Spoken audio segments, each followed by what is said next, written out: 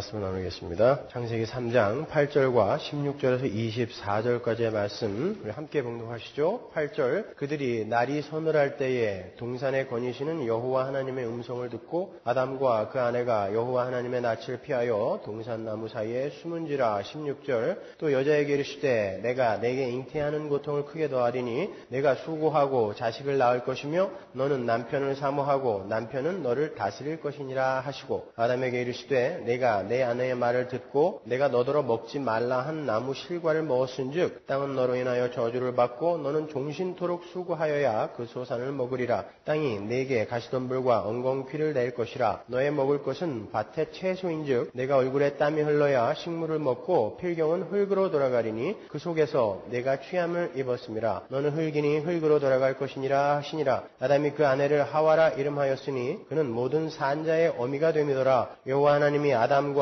그 아내를 위하여 가죽옷을 지어 입히시니라. 여호와 하나님이 가라사대 보라 이 사람이 선악을 아는 일에 우리 중 하나같이 되었으니 그가 그 손을 들어 생명나무 실과도 따먹고 영생할까 하노라 하시고 여호와 하나님이 에덴 동산에서 그 사람을 내어보내어 그의 근본된 토지를 갈게 하시니라. 이같이 하나님이 그 사람을 쫓아내시고 에덴 동산 동편에 그룹들과 두루도는 화염검을 두어 생명나무의 길을 지키게 하시니라. 아멘. 오늘 3장을 다 마치겠습니다. 우린 지난주에 타락의 결과로 인간들에게 나타난 변화와 인간들에게 주어진 저주에 관해서 살펴봤습니다. 그 첫 번째가 영적인 파탄이었고 두 번째가 지적 능력의 파탄이었죠. 세 번째가 심리적 파탄이었고 네 번째가 사회적 파탄이었습니다. 다섯 번째는 육체적 파탄이었고 여섯 번째가 환경의 파탄이었어요. 기억나시죠? 그 모든 것을 회복하시고 완성하신 분이 누구다? 예수 그리스도였어요. 그죠? 우리는 그 예수 그리스도를 믿음으로 그 모든 파탄의 현장에서 벗어나게 된 것입니다. 그게 복음이라 그랬죠. 그것을 우리가 구속사라고 해요. 그리고 그 구속사가 이 땅에서 가시적으로 나타나서 인간들에게 보여지는 부분, 그것을 인류의 역사라고 그러죠. 히스토리. 그래서 그것을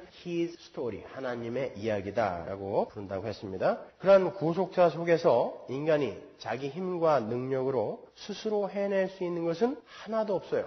누누이 말씀드리지만 성경은 인간이 하나님의 은혜를 떠나서는 잠시도 살 수 없음을 증명해 주는 책이라고 그랬죠. 절대 인간은 하나님의 은혜를 떠나서 행복할 수 없는 존재를 우리에게 보여주는 게 성경이란 말입니다. 하나님의 백성들아 어서 항복하고 하나님께로 돌아와라. 이게 성경이 담고 있는 내용인 거예요. 그러므로 하나님께서 만들어 놓으신 남자와 여자가 각자의 자리에서 각자의 역할을 충실하게 해내었다면 이 땅에서 지상의 낙원이 이루어졌을지도 모른다라는 그러한 억측은 어서 지워버리셔야 되는 거예요. 그렇다면 하나님은 당신의 백성들을 왜 달팽이나 히드라처럼 암수 한 몸으로 만드시지 않고 굳이 남자와 여자를 만드셨을까요? 어차피 남자 여자 역할 갈라놔도 그들은 아무것도 할 수 없어요. 근데 왜 남자와 여자를 그렇게 나눠 놓으셨을까요?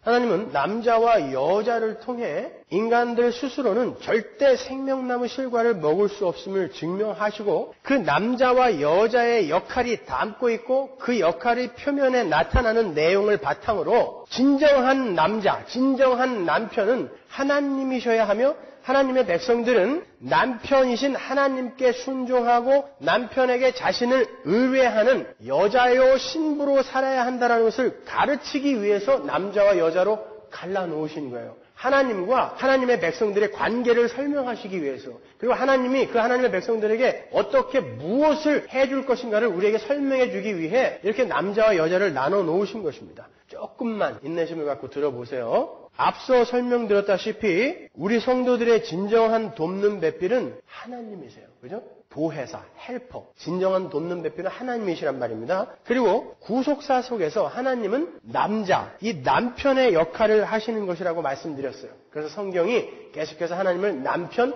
남자, 신랑 이렇게 표현하지 않습니까? 그렇다면 인간이 영원한 생명을 소유하고 영화로운 삶을 살기 위해서는 오히려 남자가 여자를 도와야 한다라는 결론이 나오잖아요. 왜냐하면 하나님이 남자의 역할이고 성도가 여자의 역할이니까. 그렇죠? 생각해 보세요. 남자인 아담이 먼저 지음을 받았어요. 그리고 하나님으로부터 선악과와 생명나무 실과에 관한 명령을 남자인 아담이 받았단 말입니다. 여자는 그 후에 생겨났고 아담으로부터 그 이야기를 전해 들었을 거예요. 남자인 아담은 생명나무 실과를 먹고 여자인 하와에게 그 생명의 씨를 전달해 주어야 하는 역할을 부여받았던 거예요. 따라서 생명나무 실과를 먹고 영화로운 삶을 살기 위해서는 여자는 다소곳이 남자의 도움을 청했어야 하는 거예요.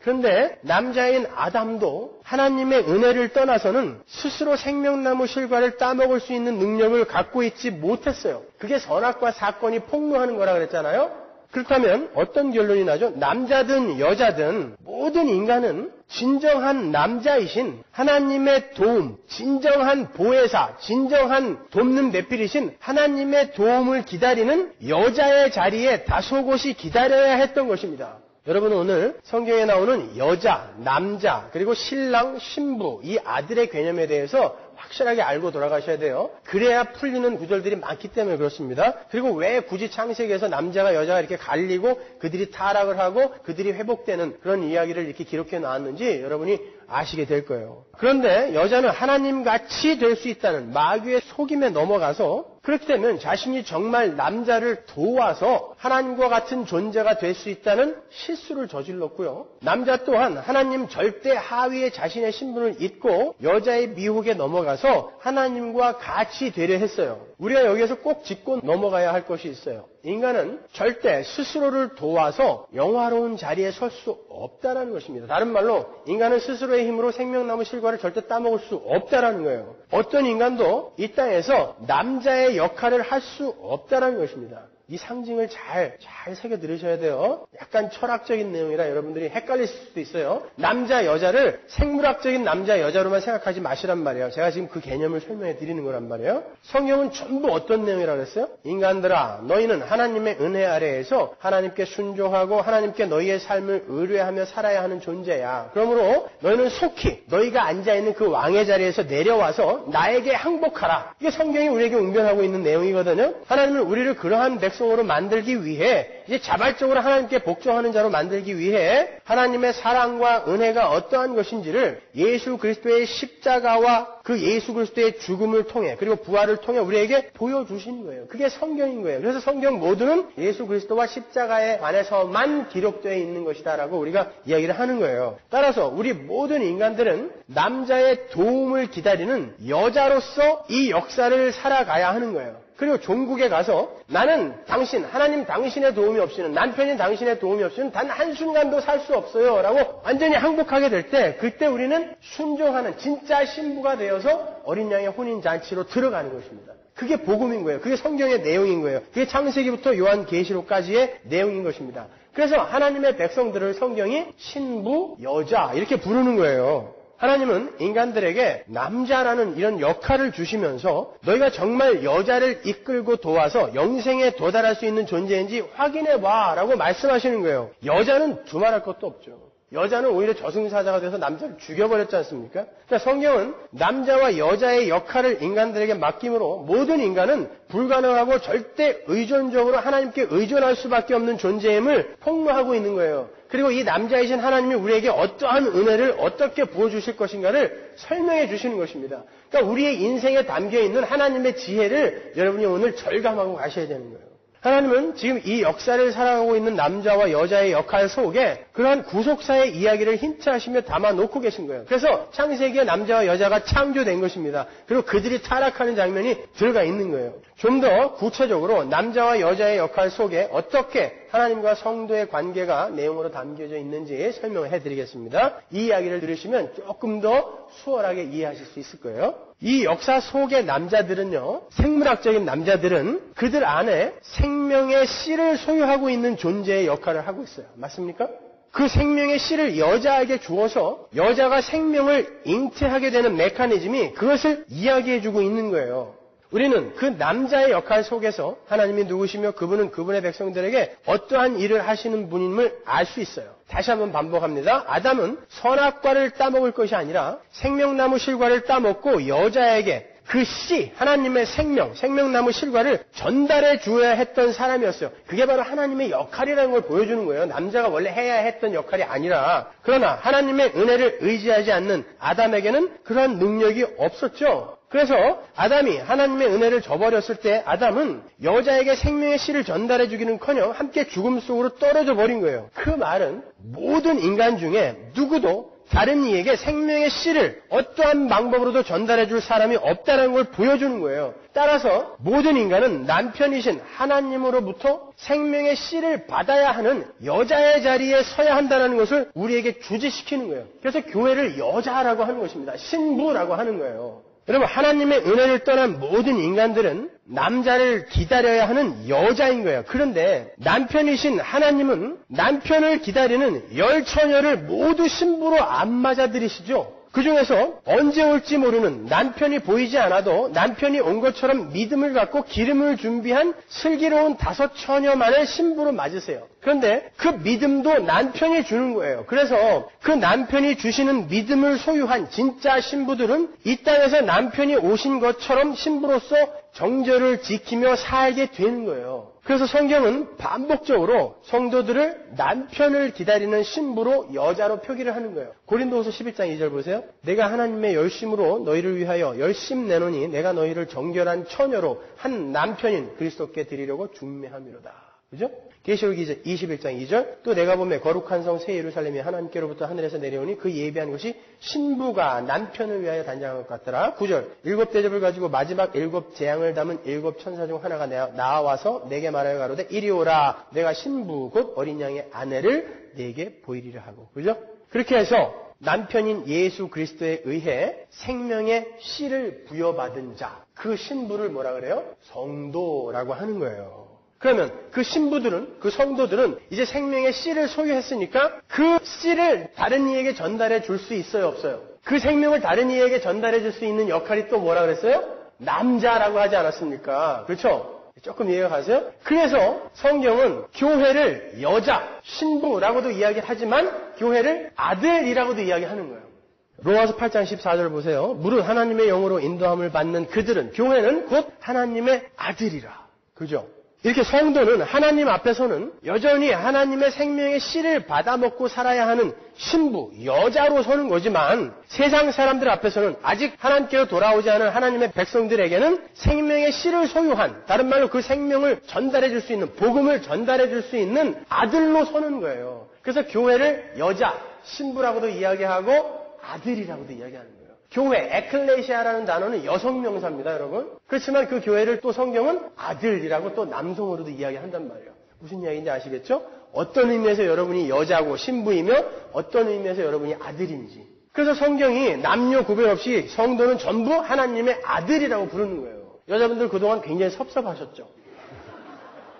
왜 성도를 하나님의 딸이라고는 안 그러고 하나님의 아들이라고 그러는지 굉장히 섭섭하셨죠? 이제 이해가 가세요? 그런 의미에서 성도 모두를 하나님의 아들이라 부르는 거예요. 그렇게 하나님의 생명의 씨를 받은 성도들은 이제 그 씨가 온전한 생명으로 잘 자라나도록 자신의 모든 것을 동원해서 애를 쓰게 돼요. 마치 밭에 씨가 뿌려지게 되면 그 밭이 자신의 모든 영양분을 동원해서 그 씨가 풍성한 열매를 맺도록 돕는 것과 마찬가지예요. 여자가 생명을 잉태하게 되면요, 모든 영양분이 그 여자의 자궁 속에 있는 태아에게 흐르는 것처럼 이제 예수 그리스도의 생명의 씨를 받은 성도는 그 옛사람을 죽여서, 그 여자예요, 옛사람을 죽여서 그 안에 뿌려진 생명의 씨가 온전하게 성장하도록 돕는 모습으로 필연적으로 살게 되는 거예요. 우리 민순의 식구하고 에드조의 식구는 지금 굉장히 이해가 빠를 거예요. 둘 다 임신을 했기 때문에. 잘 들어보세요. 예수 그리스도의 생명의 씨를 받은 성도는 마치 이 아이가 어머니의 영양분을 빨아들여 점점 아들로, 자녀로 출산되기 위해 성숙되어지는 것처럼 예수 그리스도의 씨를 받은 사람은 이 옛사람을 먹어가며 하나님의 자녀다운 자로 성숙되어져 가는 거란 말입니다. 그게 필연이라는 것입니다. 그래서 하나님은 우리에게 남자와 여자를 이렇게 갈라서 잉태도 하게 하시고 하시는 거예요. 우리에게 그걸 설명해 주기 위해.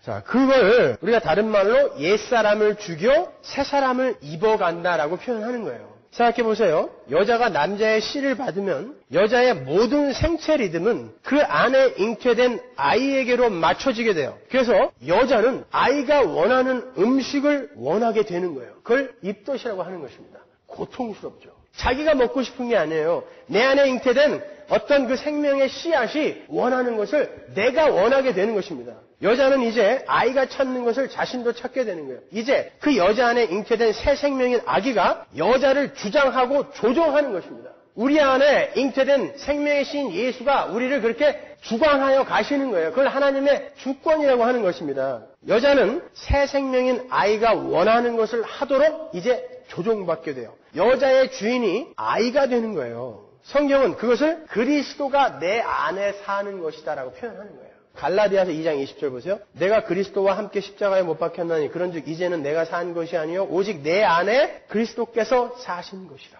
이렇게 내 안에 사시는 예수 그리스도에 의해 우리의 옛사람이 죽어가게 되는 것을 우리가 성도의 신앙생활이라고 하는 것이고, 그러한 변화를 신학에서 성화라고 이야기하는 거예요. 그러니까 사실 우리가 하는 거 아니에요, 그거. 성화도 그래서 은혜다라고 이야기하는 것입니다. 임신한 여자들을 유심히 보면 자기가 평소에 좋아하던 음식을 계속해서 좋아하는 사람은 별로 없어요. 그 말은 생명을 잉태한 여자는 이제 원래 자기가 좋아하고 원했던 음식과 전혀 다른 것들을 원하게 된다는 거예요. 전혀 먹어보지도 않았고 평상시에는 거슬떠보지도 않았고 심지어 혐오하던 것까지 먹고 싶어하는 거예요. 저희 집사람은 결혼하기 전에 고기를 안 먹었어요. 근데 결혼하고 임신을 하니까 고기를 얼마나 좋아하는지 말이죠. 제가 같이 삼계탕을 먹으러 갔다가 통닭다리를 2개 다 먹었거든요.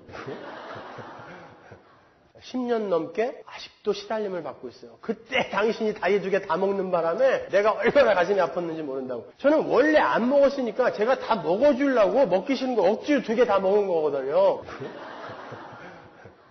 근데 그거 다 먹었다고 얼마나 저를 구박했는지 몰라요. 그거인 거예요. 내가 원래 하고 싶었던, 옛사람이 갖고 있었던, 추구했던 것들을 이제는 내 안에 잉태된 그 생명의 씨가 다른 것을 추구하게끔 만들어버리는 것입니다.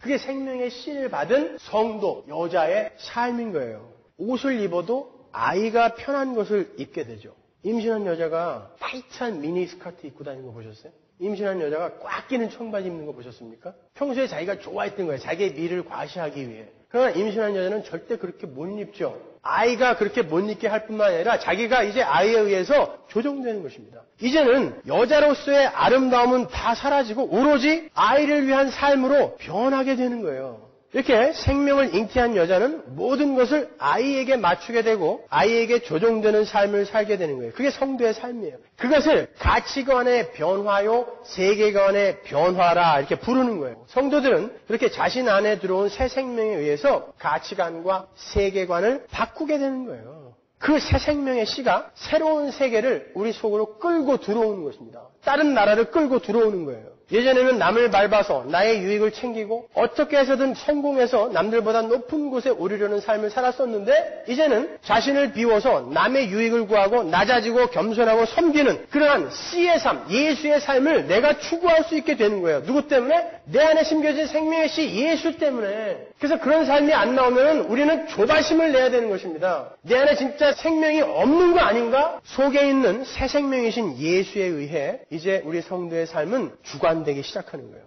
그것을 가르쳐 성경은 또 이렇게 표현합니다. 겉사람이 후패해지고 속사람이 날로 새로워지는 삶이다 라고 부르죠. 이렇게 겉사람이 후패해지고 속사람이 새로워지는 현상은 결국 씨가 예수의 생명이 여자, 옛사람을 잡아먹고 결국 하나님의 아들들이 탄생하게 되는 출산되는 성도의 신앙의 여정을 말하는 거예요. 그게 우리의 삶입니다. 마치 잉태한 여인이 10달 동안 뱃속의 아이에게 모든 영양분을 다 빼앗기고 10달 후에 아이를 출산하는 것과 같은 모습인 거예요. 그런데 그렇게 씨가, 잉태된 씨가, 생명의 씨가 여자를 잡아먹고 여자를 양분 삼아 하나님의 아들이 탄생하기 위해서는 반드시 해산의 고통이라는 것이 따라오게 되죠.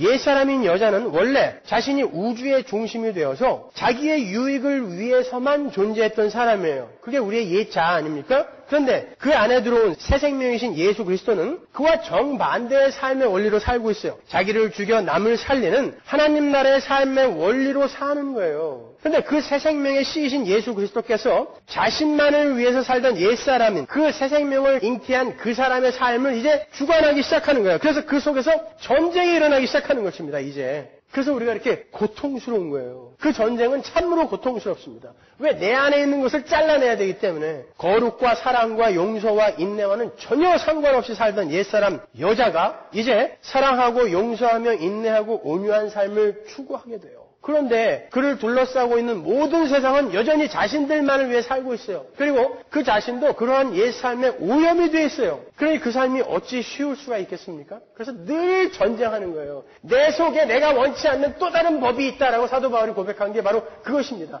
내 속에 계속 전쟁이 일어나는 거예요. 그래서 성경은 그 성도의 삶을 고난, 고통, 환난이라고 이야기하는 거예요. 그래서 성도가 그의 삶 속에서 그러한 거룩을 향한 분투나 전쟁을 느끼지 못한다면, 그로 인해서 고통을 느끼지 못하고 환난을 느끼지 못한다면 그 사람은 100% 가짜입니다. 그래서 성경은 그러한 성도의 신앙생활을 해산의 고통이라고도 이야기해요. 인간이 이 땅에서 겪을 수 있는 가장 큰 고통이 바로 해산의 고통이라고 하지 않습니까? 디모데전서 2장 15절 그러나 여자들이 만일 정절로서 믿음과 사랑과 거룩함에 거하면 그 해산함으로 구원을 얻으리라. 이게 무슨 뜻이에요? 해산함으로 구원을 얻으리라. 여자들이 애 낳으면 전부 구원받는 거예요? 해산함으로 구원받는다는 게 무슨 뜻이에요? 그러니까 여러분이 성경의 이러한 개념, 여자, 남자, 신랑, 신부, 아들과 같은 이런 개념 정리를 잘 못해두면 이런 구절들은 절대 해석을 할 수가 없어요.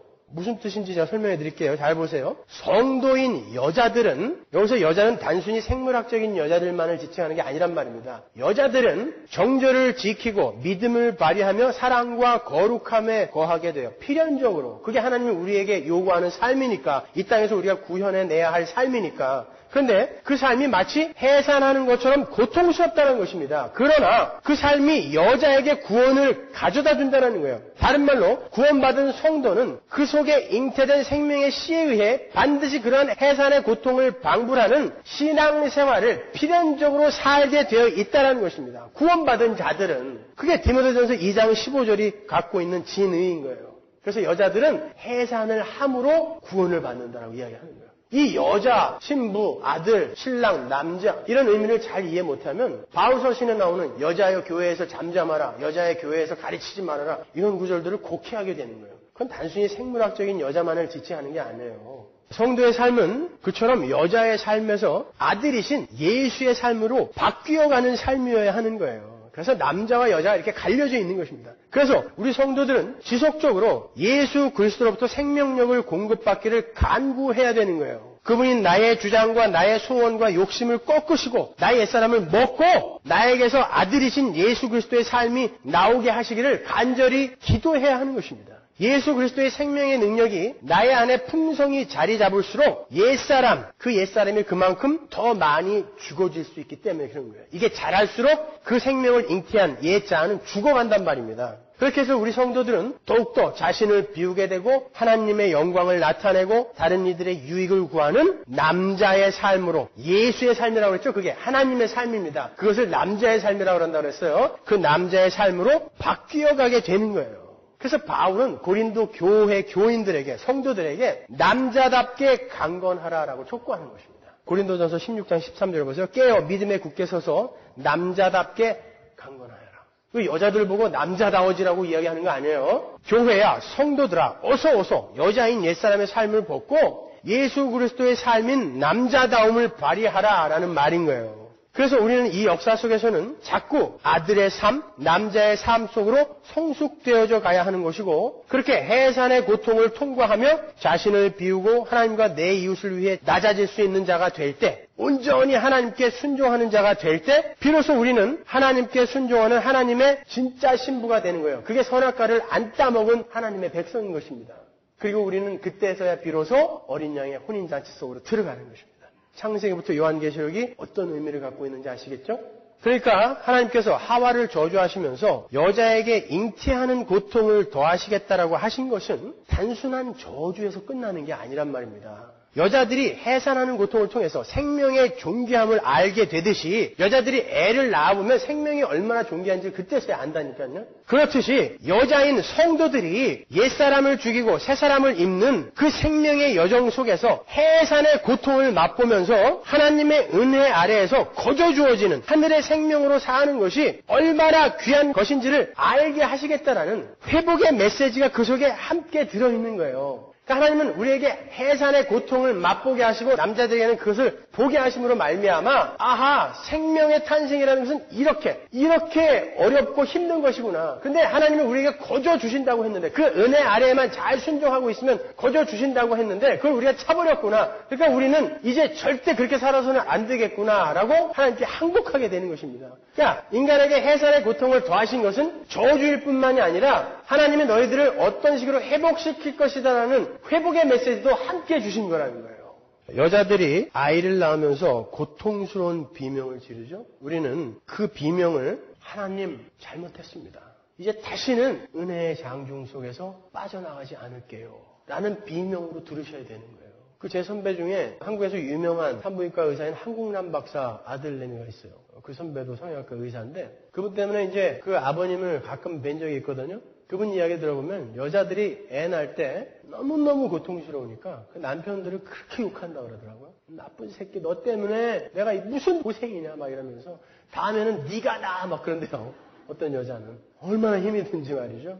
우리는 그런 해산의 고통을 더하시는 하나님의 처사 속에서도 하나님의 회복의 메시지를 들을 수 있어야 되는 거예요. 성도들은. 그러한 회복의 메시지는 계속해서 아담과 하와를 에덴 동산에서 쫓아내시는 장면에서도 나타나요. 하나님은 분명 여인의 후손을 통해 아담과 하와를 회복시킬 거예요. 그렇기 때문에 하나님이 오셔서 그들의 부끄러움을 가죽옷으로 무죄한 짐승을 죽여 가죽옷으로 가려주셨잖아요. 그건 그들을 회복시키겠다라는 원시 복음이라고 이야기하지 않았습니까? 그리고 그것을 이해한 아담이 자기 아내의 이름을 하와라고 짓는다고요. 하나님은 분명 따먹으면 정령 죽으리라. 무투타무투. 죽고 죽으리라라고 말씀하셨는데 아담이 무언 배짱으로 산자의 어미라고 아내의 이름을 짓습니까? 아담이 그 복음을 이해했다는 거예요. 그래서 우리는 여자의 후손으로 말미암아 살아나게 될 것이구나라는 것을 이해했다는 것입니다. 그렇다면 하나님은 그렇게 회복을 시키실 거라면 왜 굳이 에덴 동산에서 그들을 쫓아내시냔 말이에요. 거기다 두시고 회복시키셔도 되잖아요.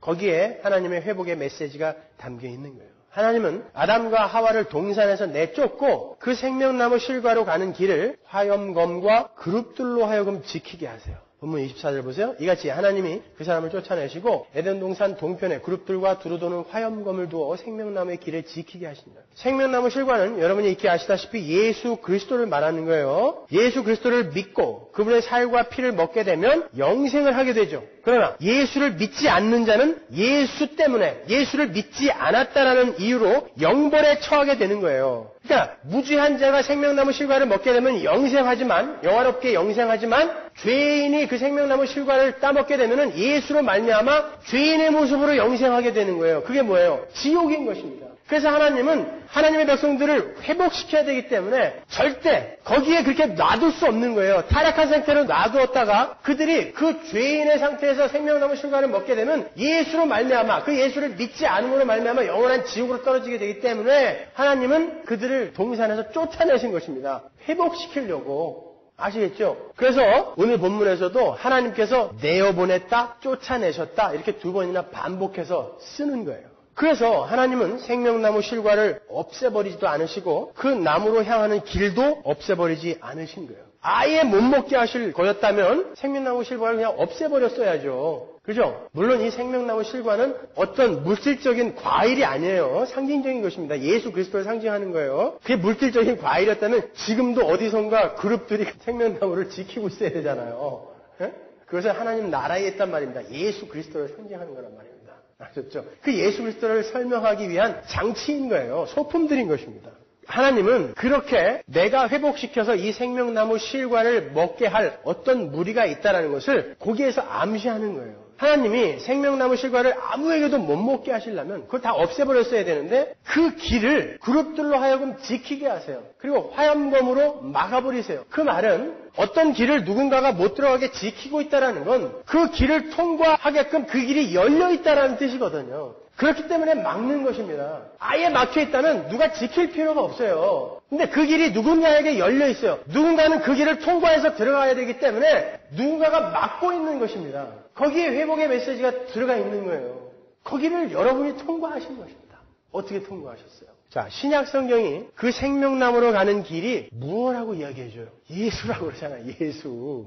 요한복음 14장 3절. 가서 너희를 위하여 처소를 예비하면 내가 다시 와서 너희를 내게로 영접하여 나 있는 곳에 너희도 있게 하리라. 내가 가는 곳에 그 길을 너희가 알리라. 어떻게 알아요? 도망가로되 주여 어디로 가시는지 우리가 알지 못하고는 그 길을 어찌 알겠습니까? 모르죠. 예수께서 가라사대 내가 곧 길이요 진리요 나로 말미암지 않고는 아버지께로 올 자가 없느니라. 그 길 못 통과한다라는 거예요. 주님은 당신이 생명이시고 당신이 생명나무 실과이고 당신이 바로 그 생명으로 향하는 길이라고 분명하게 말씀하시는 거예요. 그러니까 우리는 그 두루 도는 화염검과 그룹들로 막혀진 생명나무의 그림을 보면서 예수 그리스도로 말미암아 열리게 될 생명의 길에 관한 은혜의 복음을 미리 엿볼 수 있는 거예요. 그 속에 어떻게 예수 그리스도의 십자가가 숨어 있는지 살펴보기 위해서는 화염검이 무엇을 어떤 것을 상징하는지 우리가 알아야 돼요. 이사야서 66장 16절 보세요. 여호와께서 불과 칼로 모든 혈육에게 심판을 베푸신즉 불과 칼, 화염검입니다. 그게.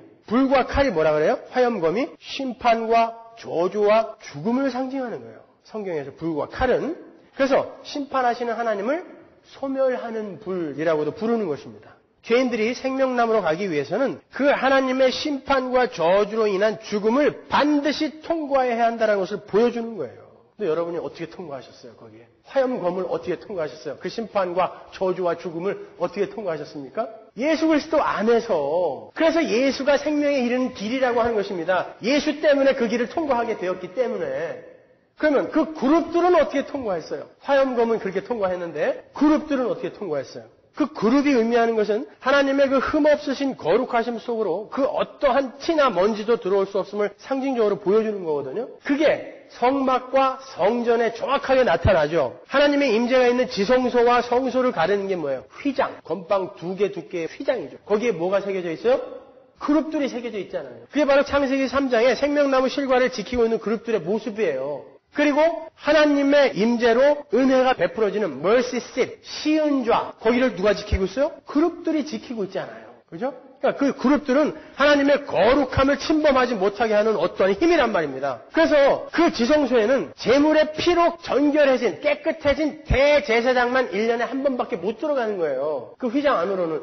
그러니까 그 휘장 안으로는, 그룹 안으로는 생명나무 실과 그 하나님의 거룩하심, 그 생명의 본체로 갈 수 있는 존재는 정결하게 새롭게 태어난 자들 이외에는 못 들어가는 것입니다. 그런데 어떻게 우리가 그 그룹을 통과했어요?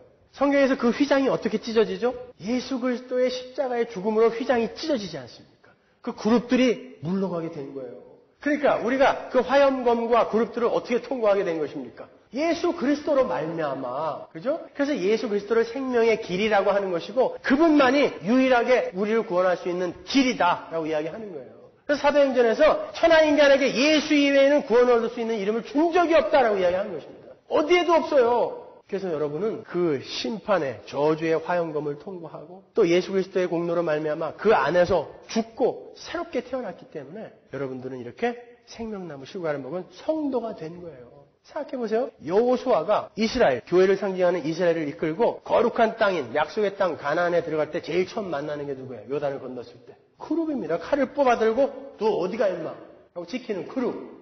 야곱이 가나안 땅으로 되들어갈 때 처음 만나는 사람이에요. 야복강가에서. 천사, 그룹을 만나는 것입니다. 씨름하는 것입니다. 야곱의 신분으로는 못 들어가는 거예요. 그래서 하나님이 천사가 환도뼈를 쳐서 죽여버리는 것입니다. 그리고 이스라엘이라는 존재로 새롭게 탄생시켜서 새롭게 정결하게 된 자가 그룹을 통과하여 약속의 땅, 거룩한 땅으로 들어가게 되는 것입니다. 그 전부가 창세기 3장에 미리 이렇게 예시되어지고 있는 거예요. 성경은 이렇게 무시무시할 정도로 일관성이 있는 것입니다, 여러분. 그렇게 예수 그리스도의 십자가에 의해서 화염검의 저주가 풀리고 생명나무로 가는 길목을 지키는 그룹들이 사라져서 우리는 감히 이제 생명나무 실과를 먹을 수 있게 된 거죠. 그러니 그 여러분의 신분이 얼마나 존귀한 분들입니까? 창세기 3장을 보면서 그 화염검과 그룹 그거 어떻게 뚫고 들어가지? 고민 안 하셨어요? 근데 여러분이 한 게 아무것도 없는데 우리가 이미 그걸 뚫고 들어가 있어요. 그래서 매일매일 생명나무 실과를 먹고 있어. 말씀으로 먹고 있어요. 이따가 우리 성찬할 텐데 여러분은 또 실제로 그 생명나무 실과를 떡과 포도주로 또 먹는 거예요. 복음을 먹어야 우리가 이게 안 기쁘세요? 이 복음으로 행복하지 않으십니까? 그렇다면 여러분은 그리스도인이 아닌 거예요. 아직 아닌 것입니다. 이렇게 그 생명나무로 가는 길은 오직 예수 그리스도에 의해서만 열릴 수 있어요. 그래서 미가 선지자는 그 생명나무로 가는 길을 여시는 분이 먼저 그 길을 앞서 올라가서 화염검에 맞아 죽으시고 그분이 먼저 선두로 행하실 것이다 라고 예언을 한 거예요. 미가서 2장 13절 보세요. 길을 여는 자가, 생명의 길을 여는 자가 그룹과 화염검이 막고 있는 그 길을 여는 자가 그들의 앞서 올라가고 그래서 맞아 죽으시고 그들은 달려서 성문에 이르러서는 그리로 쫓아 나갈 것이며 그들의 왕이 앞서 행하며 여호와께서 선두로 행하시리라.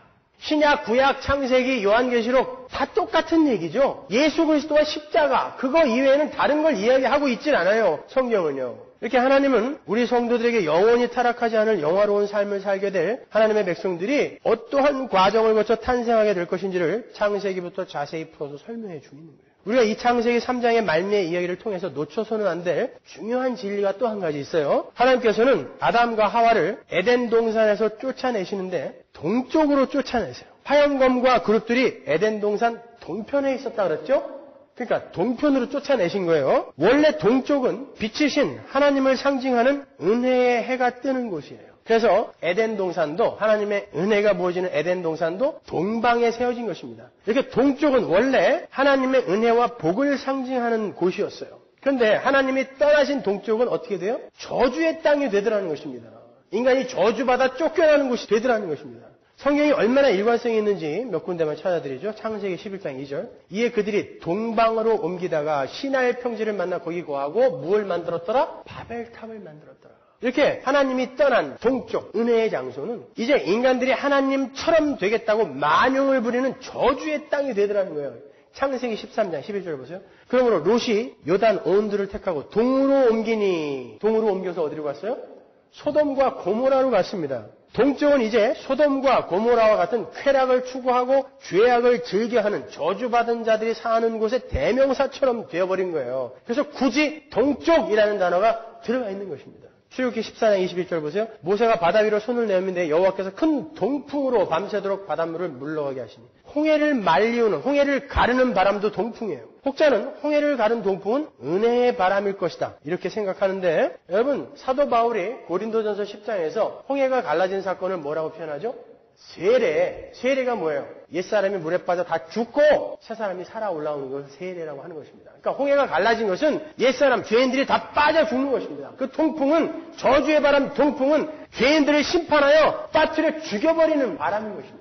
이 외에도 동풍은 땅을 황폐하게 만드는 바람으로 또 동쪽은 하나님의 저주가 내려지고 저주가 실행되는 그러한 곳으로 표기가 돼요. 이런 내용들이 우리 성도들에게 시사하는 바는 참으로 중요한 거예요. 인간이 하나님을 떠나게 되면 그곳이 아무리 환경적으로 훌륭하고 아무리 편안하고 아무리 엄청난 쾌락을 줄 수 있는 곳이라도 그곳은 저주의 땅이 된다는 것입니다. 여러분 혹시 창세기 3장까지 해서 하나님 가치라는 말이 몇 번 나오는지 아세요? 각기 다른 하나님 가치가 3번 나옵니다. 첫 번째가 우리의 모양과 형상대로 우리가 사람을 만들자 해서 하나님 가치 나오죠? 두 번째가 뱀이 하와를 미혹할 때 네가 이거 먹으면 하나님 가치 될 거야 나오죠? 세 번째가 오늘 본문에 나오는 이들이 선악과를 따먹고 우리와 같이 되었다. 우리와 같이. 이게 3번 나와요. 그러나 첫 번째 하나님 가치와 두 번째, 세 번째 하나님 가치는 완전히 다른 것입니다. 첫 번째 하나님 가치는 like God with God인 거예요. 그러나 두 번째와 세 번째 하나님 가치는 like God without God인 것입니다. 그것은 저주와 심판의 근거가 되는 거예요. 그러나 like God with God 하나님 가치는 전지전능한 거룩한 하나님을 닮은이라는 복된 뜻이 되는 것입니다. 그러나 그러한 복된 의미가 하나님이 떠나버리자 하나님 가치, 인간이 하나님 가치 되고픈 그러한 저주의 근거가 되더라는 거예요. 동쪽이 축복의 장소였는데 하나님이 떠나자 저주의 장소가 되는 것처럼 하나님이 안 계시면 그리스도의 삶은 말짱 꽝인 것입니다. 그러니까 여러분이 죽어서 설사 지금보다 더 못한 환경으로 가더라도 거기에 하나님이 계시면 거기가 천국인 거예요. 우리 성도는 하나님이 계신 곳에 가고 싶은 것이지 지금보다 환경이 더 나아질 곳에 가는 것이 아닙니다. 우리가 천국을 그런 의미로 기다리고 있다면 여러분은 아직까지도 기복신앙에서 빠져나오지 못한 사람들이 되는 거예요. 천국은 지금보다 더 좋은 곳이기 때문에 가고 싶은 것이 아니라 나를 목숨 걸고 사랑해 주신 그 아버지, 영원히 이제 나는 타락하지 않는 자로 만들어 주시겠다라고 하는 그 아버지가 있는 곳이기 때문에 가는 것입니다. 그래서 초막이나 궁궐이나 그 어디나 하나님이 계신 곳은 하늘나라다라고 우리가 찬송하는 것입니다. 우리 성도는 바로 그 자리로 가는 거예요. 따라서 우리가 예수를 믿는다고 하면서 정말 주의해야 할 것은 우리가 우리의 힘으로 도덕적이고 윤리적인 사람이 되려고 하는 시도나 노력들이에요. 아니 그거 노력해야 되는 거 아닌가요? 노력해야죠. 그러나 여러분이 반드시 전제해야 될 것이 있어요. 만약에 여러분이 여러분의 힘으로 안 되는 걸 억지로 도덕적으로 윤리적으로 나는 바르게 살아야 돼. 그러면 간디나 슈바이처나 이런 사람과 별반 다를 바가 없는 거예요. 그 사람들은 지옥 갔거든요. 예수 안 믿었으니까. 착하게 열심히 살았지만 예수 안 믿으면 지옥 갑니다, 여러분. 그러면 우리는 무엇을 근거로 그렇게 도덕적으로 윤리적으로 바르게 살아야 되는 거예요? 하나님이 분명히 그걸 요구하시잖아요. 앞으로 다시 돌아가세요. 우리 안에 생명의 씨가 담겨져 있어요. 이게 점점 나의 옛자를 먹고 성숙되어져 가야 됩니다. 그래야 내 옛자가 먹히고 죽고 새 사람으로 성숙되어지는 거예요. 그러려면 여러분 안에 무엇으로 계속 채워져야 돼요? 예수로 채워져야죠. 그렇죠? 그러면 여러분 안에 그 예수는 어떻게 채워질 수 있어요? 은혜는 어떻게 채워져요? means of grace. 뭐예요? 은혜의 수단. 딱 세 가지잖아요. 말씀, 성례, 기도인 것입니다. 자, 요한복음 5장 39절 보세요. 너희가 성경에서 영생을 얻는 줄 생각하고 성경을 상고하거니와 이 성경이 곧 누구에 대해서 증거하는 것이다? 내게 대해서, 예수에 대해서 증거하는 거야. 성경 전체는 다. 그러면 내 안에 예수를 채우기 위해서는 뭘 채워야 돼요? 말씀으로 채워야죠. 그렇다고 해서 여러분에게 이게 성경 지식만을 자꾸 습득하라는 이야기가 아니에요. 이 예수로 말미암아, 이 말씀으로 말미암아 내가 하나님이 원하시는 그러한 삶을 살아낼 수 있게끔 하나님 그렇게 만들어주세요라는 간절한 기도와 함께 우리는 하나님 같이 like God with God으로 되는 것입니다. 여러분이 그 삶을 추구하고 계신다고요. 그게 그리스도인의 삶인 거예요. 그래서 우리 교회가 이렇게 말씀 공부하는데 열심을 내는 것입니다. 그렇게 하나님이 안 계신 곳은 하나님 가치도 외식과 만용이 되는 거고 축복의 땅도 저주의 땅이 되는 거예요. 그렇게 쫓겨났어요, 이제. 죄인들은 쫓겨났어요. 근데 쫓겨나는 것은 다시 회복시켜 주신다는 회복의 메시지라고 했어요. 그게 성경에서 어떻게 나오는지 보세요. 모세가 오늘 본문에 나오는 쫓아내셨다라는 그 단어, 가라시라는 단어를 출애굽기에 그대로 인용해다 씁니다. 둘 다 모세가 쓴 거 아니에요? 의도적으로 쓰는 거예요. 볼까요? 출애굽기 6장 1절. 여호와께서 모세에게 이르시되 이제 내가 바로에게 하는 일을 내가 보리라. 강한 손을 도함으로 바로가 그들을 보내리라. 강한 손을 도함으로 바로가 그들을 그 땅에서 쫓아내리라. 이 단어거든요. 그 쫓아내다라는 말을 다른 말로 표현해요. 6절에서 보세요. 그러므로 이스라엘 자손에게 말하기를 나는 여호와라. 내가 애굽 사람의 무거운 짐 밑에서 너희를 떼어내며 그 고역에서 너희를 건지며 세상인 애굽에서 이스라엘이 쫓겨난 사건을 모세는 다른 말로 하나님이 너희를 빼어냈다라고 이야기한다고요. 그러니까 하나님이 죄인들을 그 축복의 땅에서 쫓아내셨어요. 그 말은 회복의 메시지를 담고 있다고 그랬어요. 어떻게 담고 있어요? 다시 나는 쫓겨난 그 하나님의 백성들을 세상에서 쫓아낼 거야. 내가 빼낼 거야. 라는 의미를 담고 있단 말입니다. 그래서 이스라엘이 애굽에서 나오는 것을 갖다가 쫓아내다라는 단어를 쓰시는 거고 그것을 갖다가 하나님이 하나님의 백성들을 건져내다, 빼어내다라고 표현을 하는 거예요. 그러니까 여러분이 오늘 본문에 나오는 하나님께서 아담과 하와를 에덴 동산에서 쫓아내셨다라는 그 단어를 보면서 하나님은 이제 하나님의 백성들을 세상에서 그렇게 다시 쫓아내실 거구나. 축복의 땅으로 쫓아내실 거구나. 라는 회복의 메시지를 들으셔야 되는 거예요. 여러분 보세요. 교회를 상징하는 이스라엘의 시조가 누구죠? 믿음의 조상 아브라함이죠. 그가 어디에서 가나안 땅으로 옮겨가게 되죠? 하나님이 어디에서 빼내요? 우루가 어디예요? 지금 하나님께서 동쪽에서 서쪽으로 아브라함을 빼내고 있다고요. 아브라함에게 이제 내가 다시 너에게 복의 근원으로 삼겠다. 복을 주겠다. 그 복, 바라크는 하나님의 생명력을, 끊어진 생명력을 다시 부어주시는 거라고 했잖아요. 복을 주시겠다라고 하시면서 아브라함을 어디서 끌어내냐면 우루 땅, 동쪽에서 가나안, 서쪽으로 끌어낸단 말입니다. 그게 복음인 거예요. 우리를 이제 세상에서 쫓아내시는 거예요. 그러나 세상을 상징하는 갈대아 우르나 세상을 상징하는 애굽은 참으로 풍성한 땅이죠. 그죠? 갈대아 우르는 메소포타미아 문명의 발상지요. 4,000년 전에 슈세식 화장실이 있던 곳. 애굽은 나일 강유역의 삼각주 땅 아닙니까? 그래서 거기서 뽑아내서 천수답 농사를 지어야 하는, 하늘만 바라봐야 하는 가나안으로 옮기시는 게 구원인 것입니다. 여러분은 그렇게 세상에서 쫓겨나는 거예요. 그래서 세상 사람들이 여러분을 대하게 될 때 원수처럼 대하게 되는 것입니다. 왜? 우리에게서 쫓겨나 우리를 배반하고 등진자가 되었으니까. 그러니까 세상과 너무 친하게 지내는 사람들은 아직 그 속에 사는 것이 쫓겨난 사람 아닌 거예요. 아직 하나님에 의해 건져냄 받은 사람 아닌 것입니다. 세상에 들어가서 사는데 전혀 불편함이 없어. 그 사람은 아직 쫓겨난 사람 아닌 거예요. 에덴에서 쫓겨난 사람이지. 이렇게 구원은 항상 심판을 전제로 일어나게 되는 거예요. 아담을 비롯하여 하나님의 은혜를 저버린 모든 인간들이 전부 다 심판을 받아 저주의 자리로 떨어져야 됩니다. 맞아요. 그래서 여러분들도 전부 그 저주의 자리, 심판의 자리로 떨어진 거예요. 근데 어떻게 떨어졌어요? 예수 안에서 떨어졌어요. 그래서 예수가 저주와 심판을 받고 화영금을 맞아 죽어버리신 것입니다. 다 저주받아야 돼요. 전부 심판의 자리에서 구원받은 거예요. 무엇으로? 뭘 했다고? 은혜로. 그래서 성경이 하나님께서 아담과 하와에게 찾아오셔서 짐승의 가죽으로 그들의 부끄러움을 가려주셨던 그 날을 심판의 날이라고 표현하는 거예요. 심판의 날. 오늘 본문 보세요. 8절. 그들이 날이 서늘할 때 동산에 거니시는 여호와 하나님의 음성을 듣고, 그죠? 하나님께서 아담과 하와를 찾아오시는 그 날의 표현이 재미있어요. 개역성경에는 날이 서늘할 때라고 번역이 되어 있지만 히브리어 원어는 욤 루아흐예요. 욤 루아흐. 정확히 번역을 하면 성령의 날에, 바람의 날에 이런 뜻이에요. 서늘한 날에는 조금 가난한 해석이죠. 그 말을 신약에서 찾는다면 욤 루아흐는 무슨 뜻이 될까요? 주의 날. 데살로니가전서 5장 2절 보세요. 주의 날이 밤에 도적같이 이를 줄을 너희 자신이 자세히 압니다. 주의 날이 뭐예요? 심판의 날입니다. 주의 날은 심판의 날. 그러니까 오늘 본문 8절에 날이 서늘할 때에는 심판의 날에라는 뜻이에요. 심판의 날에 하나님이 죄인들을 벌하러 오신 거예요. 벌하러 오셔서 전부 죽여버려야 되는데 엉뚱한 무지한 짐승이 죽고 그 짐승의 가죽으로 말미암아 그 짐승의 공로로 말미암아 이 죽어야 할 죄인들의 부끄러움이 가려지는 거. 그것이 성경 전체가 이야기하고 있는 복음인 것입니다. 그래서 그 날을 심판의 날, 욤 루아흐라고 이야기하는 거예요. 그렇다면 보세요. 여러분은 그렇게 심판의 날의 심판 속에서, 그 죽음 속에서 은혜로 건짐을 받은 거예요. 예수님이 화영검을 맞아 죽으심으로, 예수님이 그룹을 찢으심으로 구원을 받은 거예요. 그게 복음인 거예요. 이게 안 기쁘세요? 자, 자기가 그렇게 심판의 자리에서 죽을 수밖에 없는 자였는데 심판의 자리에서 하나님의 은혜로 건져짐을 받았다라고 하는 사람이 어떻게 남을 정죄하고 어떻게 남을 무시해요? 자기가 가장 밑바닥에 있었던 사람인데 그 심판의 자리에 자기가 있었던 사람인데 거기에서 내가 용서를 받은 사람이라는 것이 확인이 되었다면 왜 내가 남을 용서 못합니까? 자기가 1만 달란트 빚을 지고 거기서 탕감을 받은 사람이란 말입니다. 근데 500데나리온 빚진 사람을 목을 조르는 거예요. 감옥에 갖다 쳐놓는 것입니다. 그게 우리의 모습 아니에요? 우리 교회 이번 달 표가 뭐예요? 용서합시다입니다. 여러분이 진정 복음을 제대로 이해한 분이라면 여러분은 용서를 하셔야 되는 거예요.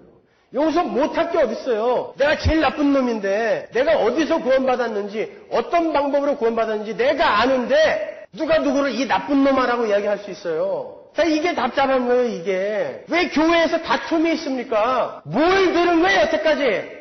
복음이 뭡니까, 여러분? 당신들은 죄인이었었는데, 죽어야 할 자들이었는데, 지옥으로 떨어져 마땅한 자인데, 예수님이 당신 대신 죽고, 당신이 살아난 것입니다가 복음인데, 그 이야기를 들은 사람이 누구를 경계하냐고요? 누구를 이렇게 저 나쁜 놈이라고 이야기를 합니까? 예수를 믿는다고 하면서 순삭이 치고 있는 거야, 다. 여러분, 복음은 우리를 하나님의 아들로 만들어가는 거예요. 여전히 변화가 없으면 어떻게 되는 거예요? 예수 그리스도 살과 피를 먹었다면서요. 생명나무 실과를 먹었다면서요. 근데 그 안에 있는 씨가 왜 여전히 아이가 잉태되면 그 아이는 그 어머니를 주관한다고 했는데 왜 그 씨가 나를 주관하지 못하냔 말입니다. 왜? 그러면 하나님 앞에 엎드려서 하나님 나 진짜 맞습니까? 라고 좀 눈물을 흘려야 될 거 아니에요. 진지함이 왜 없어요? 신앙생활은 장난치는 거 아닙니다, 여러분. 영원한 생명을 걸고 가는 건데 여기 와서 고작 내 문제나 해결해주고 은잎발 금잎발로 만들어주고 이런 거나 원하시고 계실 거예요? 나도 아닐 수 있다라는 그 절박함이 왜 없어요? 우리는 심판 속에 피어나는 구원을 받은 자예요. 그러니까 어떤 환경 속에서도 당당해지세요. 그런 환경이 여러분을 어떻게 할 수 없어요. 우리의 실존은 하나님의 자녀예요. 백성이에요. 이제 영화롭게 살게 될 생명나무 실과를 먹게 된 자들이에요. 그러니까 당당하세요. 기죽을 필요 없어요. 못 배우고 못생기고 가난하고 괜찮아요. 그게 뭐가 어때요? 그게 뭐가 어떻습니까? 내가 하나님의 백성인데 나를 아들답게 만들기 위해 하나님이 나에게 지금 허락한 환경인데 그리고 다른 이들을 사랑해 주십시오. 용서하세요. 여러분이 받은 사랑이 있잖아요. 여러분이 받은 용서가 있잖아요. 그거 생각하시면서. 그게 성도의 삶입니다. 하루하루 살다 보면 언젠가 우리 하나님 만날 날이 있겠죠. 그때 잘했다 내 아들아, 잘했다 내 딸아, 이런 칭찬 받아야죠. 기도하겠습니다.